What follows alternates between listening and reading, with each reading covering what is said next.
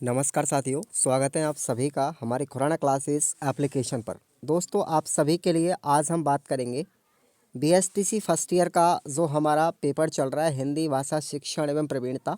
तो उसकी 5वें नंबर की यूनिट है लिखना एवं सिखाना।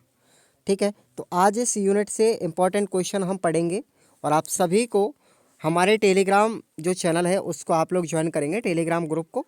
वीडियो के डिस्क्रिप्शन बॉक्स में लिंक दिया गया है। ठीक है भाई, तो चलिए हम इम्पॉर्टेंट क्वेश्चनों की बात करेंगे इसके अंदर। तो यहाँ पर आते हैं। पहला क्वेश्चन है आपका यहाँ पर कि छात्र अंगुलियों को, हाथ के पंजों को चारों ओर, ऊपर नीचे, आगे पीछे, सीधे टेढ़े मेढ़े घुमाने की क्रिया का अभ्यास करता है। तो लेखन की ये कौन सी अवस्था होती है? तो याद रखेंगे आप लोग, ये लेखन की पहली अवस्था होती है। ठीक है ना। अगला क्वेश्चन है कि तेज करण डांडिया की प्यास जगाओ योजना का मुख्य उद्देश्य क्या था? आंसर होगा आपका वर्णों की सुंदर लिखावट। ठीक है, अगले क्वेश्चन पर आते हैं। नेक्स्ट अपना देखेंगे। अगला क्वेश्चन है लिखित भाषा की अंतिम इकाई कौन सी है? आपको आंसर होना चाहिए वर्ण है भैया, लिखित भाषा की अंतिम इकाई। अगला प्रश्न अपना देखेंगे यहाँ पर। देखिए यहाँ पर लेखन के विकास के कौन कौन से चरण होते हैं? ठीक है, लेखन के विकास के चरण कौन कौन से हैं? तो आपको चरण याद रखने हैं। सबसे पहला चरण है लेखन से पूर्व का चरण, दूसरा है शुरुआती लेखन, नंबर 3 है लिखने की दहलीज तथा उचित गति, और नंबर 4 है उचित गति व प्रवाह के साथ लिखना।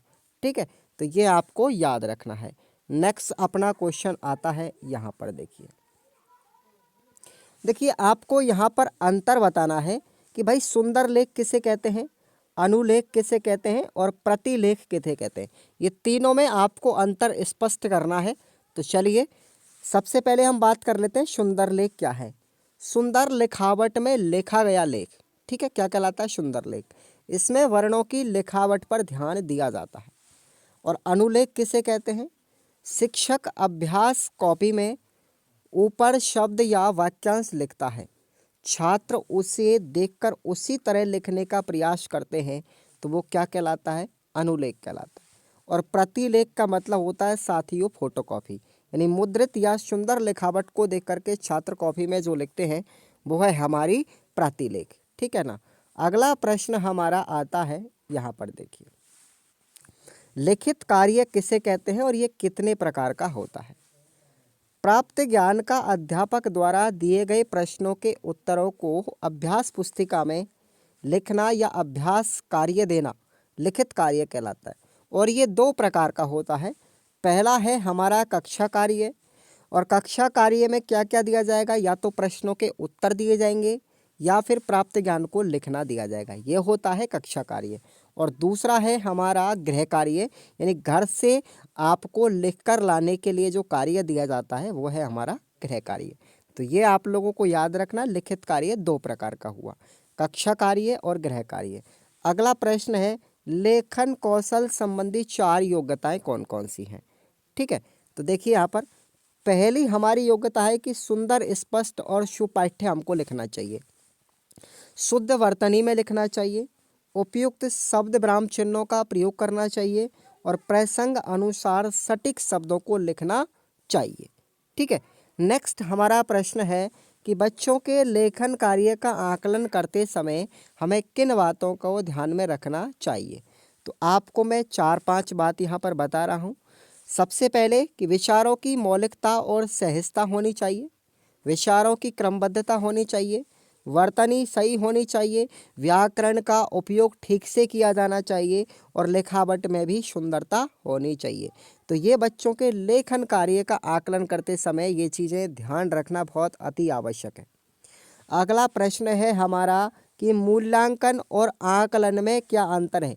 इस यूनिट से आपको यही प्रश्न आएंगे, चिंता मत करना। आकलन का उद्देश्य यह जानकारी प्राप्त करना है कि बच्चे ने क्या और कैसे सीखा है, सीखने में शिक्षक कहाँ तक मदद कर सकेगा। जबकि मूल्यांकन से तात्पर्य है क्या बच्चे में कोई अपेक्षित व्यवहारगत परिवर्तन हुआ है या नहीं। मूल्यांकन में छात्र की उपलब्धि के स्तर की जानकारी प्राप्त होती है। तो ये इन दोनों में अंतर है, मूल्यांकन और आकलन में। क्लियर भैया, सबको याद रखना है। अगला प्रश्न हमारा आता है कि लिखित और मौखिक अभिव्यक्ति में अंतर क्या है। ठीक है, अब अंतर को स्पष्ट करना है, लिखित क्या चीज़ है और मौखिक क्या चीज़ है। बोलना जिस तरह अपने भावों और विचारों की अभिव्यक्ति है, वैसे ही लिखना भी हमारी एक अभिव्यक्ति है। बोलना अमूर्त है, अस्थायी है और उसमें एक प्रकार की तत्कालिकता होती है। उसे ही अगर लिखित रूप में ले आने पर हम उसे मूर्त तथा स्थायी बना देते हैं। लिखने में अपेक्षाकृत अधिक ऊर्जा लगती है और समय भी अधिक लगता है। उसमें बदलाव की, सुधार की गुंजाइश रहती है, मगर ये सुविधा बोलने में नहीं होती। भाषा स्थान और परिवेश के अनुसार लगातार बदलती रहती है, किंतु ये बदलाव बोलने की भाषा में अधिक दिखाई देता है।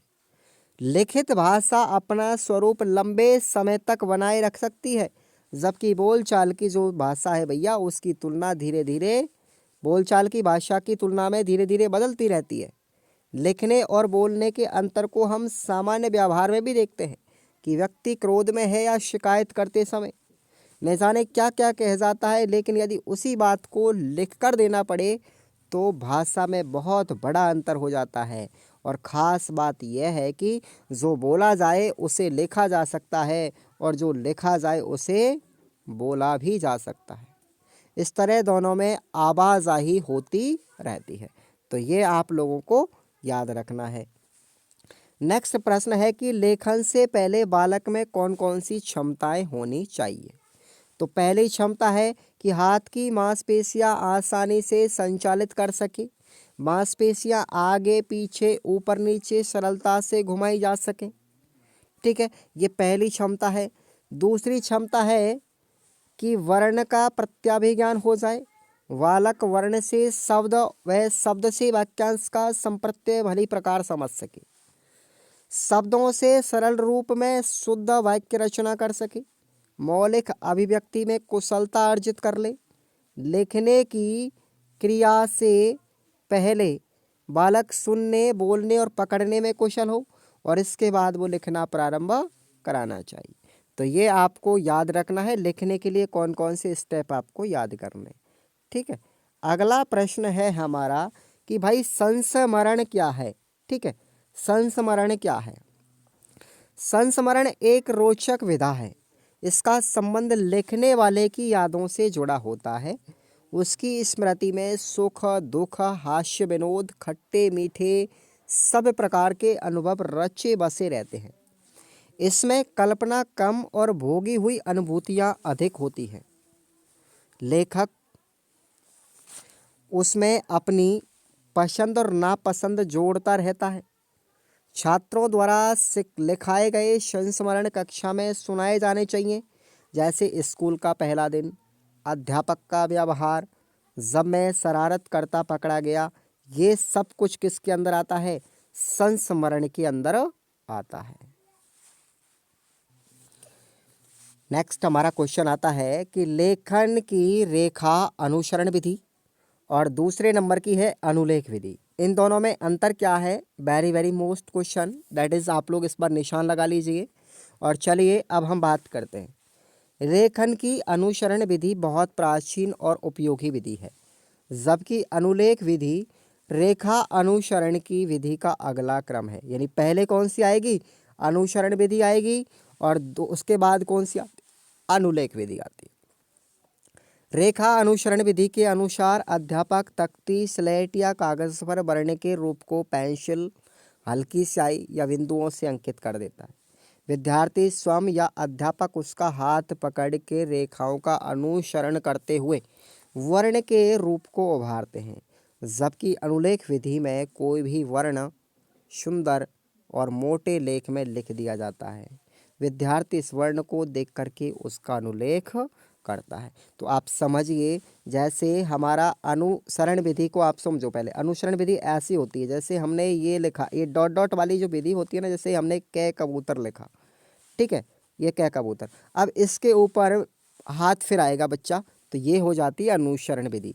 और एक मोटे मोटे अक्षरों में लिख दिया जाता है, जैसे ऐसे लिखा मोटे मोटे अक्षरों में। अब इसके ऊपर बच्चे से हाथ फिरवाया जाता है, फिर दोबारा पुणे। तो ये होती है हमारी अनुलेख विधि। ठीक है ना। तो इन दोनों में अंतर आपको याद रखना है। नेक्स्ट क्वेश्चन है कि श्याम पट्ट पर लिखते समय किन किन बातों का ध्यान रखना चाहिए, बताओ। विद्यार्थी शिक्षक में श्याम पट्ट पर लिखने के कौशल का विकास किया जाना अत्यंत आवश्यक है। तो कुछ बातें आपको याद रखनी है।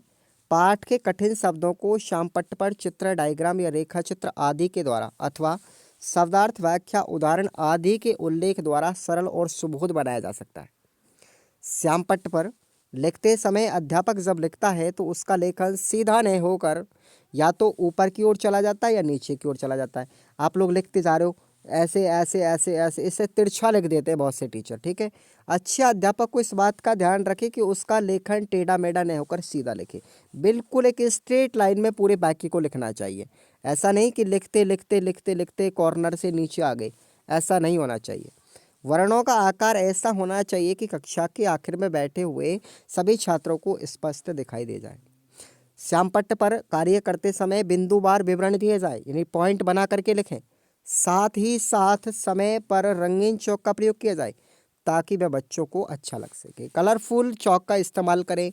अगर आपके पास व्हाइटनर बोर्ड है तो आप लोग कलरफुल व्हाइटनर का यूज करें, वे उसमें रुचि ले सकेंगे। श्याम पट्ट पर लिखाई की शुरुआत ऊपर से नीचे की तरफ करनी चाहिए। इसमें कार्य की प्रगति स्पष्ट दिखाई देती है। श्याम पट्ट पर पाठ के महत्वपूर्ण अंशों, तथ्यों और शब्दार्थ का उल्लेख करके बालक का ध्यान आकर्षित किया जा सकता है। श्याम पट्ट पर यदि बालक को किसी शब्द के बारे में समझाया जाता है तो वाक्य श्याम पट्ट पर लिख दें, फिर उस शब्द पर रंगीन चौक से घेरा बना दें या फिर उसका अंडरलाइन कर दें।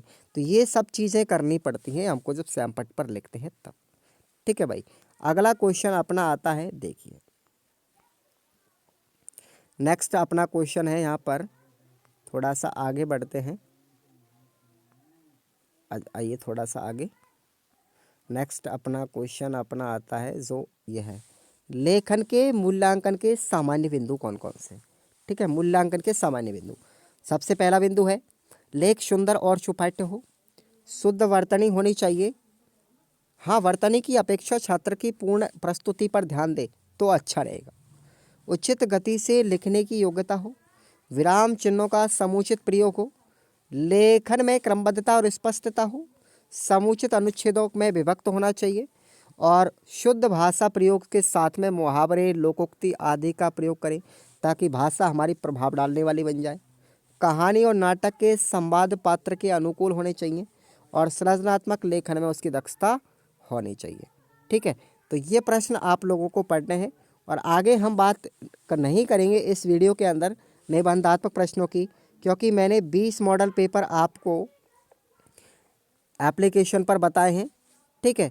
ऐप है हमारा Khurana classes application, play store पर भी मिल जाएगा, जिसमें आपको अगर परसेंटेज अच्छा बनाना है या फिर आपने अभी तक कुछ भी नहीं पढ़ा है तो आप लोग इन 20 मॉडल पेपरों को पढ़ जाओ बस। यानी हर पेपर के 2 मॉडल पेपर हैं और विद आंसर सहित हैं, चाहे वो इंग्लिश हो, चाहे हिंदी हो, चाहे कोई भी भाषा, संस्कृत, गणित, कुछ भी। अगर आपने उनको पढ़ लिया ना तो आपका नैया पार हो जाएगा। आप लोग किसी भी प्रकार की चिंता में नहीं रहेंगे, किसी भी तरह की दुविधा में नहीं रहेंगे। और ये आप सभी को पता है कि राजस्थान के 3,500 से ज़्यादा विद्यार्थी उस एप्लीकेशन पर इस चीज़ को रोचकतापूर्वक पढ़ रहे हैं। तो ये सब आप लोगों का नज़रिया है कि आप लोग इसको इतना सपोर्ट कर रहे हो और इतना प्रेम कर रहे हो। देखना, मेहनत आपकी भी रंग लाएंगी, मेहनत मेरी भी रंग लाएगी। तो सभी साथियों के लिए धन्यवाद। आप लोगों ने यूनिट को देखा और आज की क्लास अच्छा लगे लाइक करना है, चैनल को सब्सक्राइब करके रखना ही है और हमारे टेलीग्राम से आप ज़रूर जुड़ें। और लास्ट में हम आपको रीट में भी तुरंत फटाफट लेकर के आएंगे। धन्यवाद।